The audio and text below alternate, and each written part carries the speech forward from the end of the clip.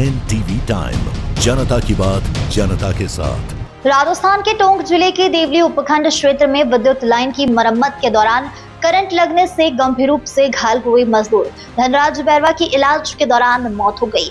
घटना के बाद क्षेत्र में भारी आक्रोश फैल गया है और परिजनों व ग्रामीणों ने न्याय की मांग को लेकर आंदोलन शुरू कर दिया है। सोमवार को देवली शहर बंद रखा गया और परिजनों ने मृतक का शव लेने से भी इनकार कर दिया। लेकिन सोमवार की रात्रि 9 बजे मृतक के परिजनों और प्रशासन के बीच इस मामले में मुआवजे को लेकर बातचीत हुई। इस दौरान प्रशासन और परिजनों के बीच सहमति बन गई।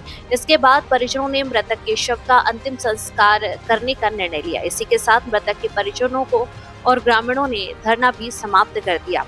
NTV टाइम के संवाददाता गोविंद सिंह सेठी के अनुसार हुआ यह कि अभी हाल ही में 2 जून को विद्युत विभाग के कर्मचारी लाइनमैन ने विद्युत लाइनों की मरम्मत के लिए मजदूर धनराज बैरवा को विद्युत पोल पर चढ़ा दिया था। इस दौरान विद्युत कर्मचारी लाइनमैन ने धनराज बैरवा से कहा कि सभी विद्युत लाइनों की करंट सप्लाई बंद करवा दी गई है और तुम्हें विद्युत पोल पर चढ़कर सर्विस लाइनों की मरम्मत करनी है। इस पर गरीब मजदूर धनराज बैरवा ने लाइनमैन की इस बात पर भरोसा कर लिया और विद्युत लाइनों की मरम्मत करने के लिए पोल पर चढ़ गया। तभी लाइनों की मरम्मत कार्य करने के दौरान विद्युत विभाग के पावर हाउस GSS से अचानक बिजली सप्लाई चालू कर दी गई। इस दौरान देखते ही देखते धनराज बैरवा 11,000 वोल्टेज करंट की चपेट में आकर पूरी तरह झुलस गया। इस दौरान ग्रामीणों द्वारा धनराज को देवली के राजकीय चिकित्सालय पहुंचाया गया। इस दौरान चिकित्सकों ने जख्मी धनराज बैरवा की गंभीर स्थिति को देखते हुए उसे रेफर कर दिया। इस पर मृतक के परिजनों ने धनराज को जयपुर SMS अस्पताल में भर्ती करवा दिया। तभी इलाज के दौरान चिकित्सकों को धनराज बैरवा के दोनों हाथ काटने पड़े। पीड़ित धनराज बैरवा इस दर्द के साथ SMS अस्पताल में 12 दिनों तक जिंदगी और मौत के बीच जूझता रहा। तभी रविवार की सुबह करीब 9 बजे जख्मी धनराज बैरवा की स्थिति फिर से बिगड़ गई। इस दौरान चिकित्सकों ने धनराज को संभाला लेकिन उसकी मौत हो गई। इस पर पीड़ित परिवार ने धनराज की इस मौत का जिम्मेदार लाइनमैन और विद्युत विभाग को ठहराया। इस दौरान धनराज बैरवा की मौत की सूचना पर परिजन, ग्रामीण एवं समाज के लोग आक्रोशित हो उठे और विद्युत विभाग के कर्मचारियों अधिकारियों के विरोध में प्रदर्शन करते हुए देवली तहसील परिसर के बाहर धरने पर बैठ गए थे। साथ ही धरने पर बैठे प्रदर्शनकारियों ने विद्युत विभाग के विरुद्ध नारेबाजी शुरू कर दी। इसी के साथ रविवार को अम्बेडकर विचार मंच के बैनर तले सैकड़ों ग्रामीणों और कार्यकर्ताओं ने उपखंड परिसर के बाहर शहर के मुख्य मार्ग को बंद कर दिया था। इस दौरान VISP हेमराज मुंड, प्रशिक्षु RPS कुसुम मीणा और थाना प्रभारी दौलतराम गुर्जर में जाब्ते के साथ धरना स्थल पर पहुंच गए।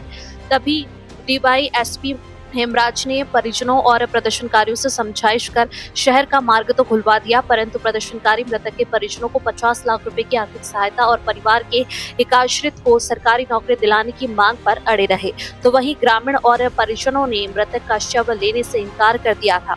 इसी दौरान प्रदेश के उभरते युवा नेता नरेश मीणा की चेतावनी के बाद प्रशासन और सरकार के सिर पर चिंता की लकीर उमड़ पड़ी। इसके बाद प्रशासन ने तुरंत मृतक के परिजनों के साथ बातचीत को आगे बढ़ाया और आखिरकार मृतक को न्याय दिलाने वाले संगठन और प्रशासन के बीच कई बिंदुओं पर रजामंदी होने के बाद धरना समाप्त करने और मृतक के शव का अंतिम संस्कार करने के लिए सहमति बन गई। इससे पहले सोमवार रात 9 बजे इस मामले में नरेश मीणा सहित अन्य संगठनों के पदाधिकारी और उपखंड अधिकारी रूबी अंसार, देवली DSP हेमराज मुंड और प्रशिक्षु RPS कुसुम की मौजूदगी में करीब 2 घंटे तक इस मामले को लेकर वार्ता चली। इसके बाद मृतक के परिजनों की रजामंदी पर सहमति की मोहर लगाई गई। इस मामले में समझौते के तहत धनराज बैरवा के परिजनों को कुल 15 लाख रुपए की आर्थिक सहायता दी जाएगी।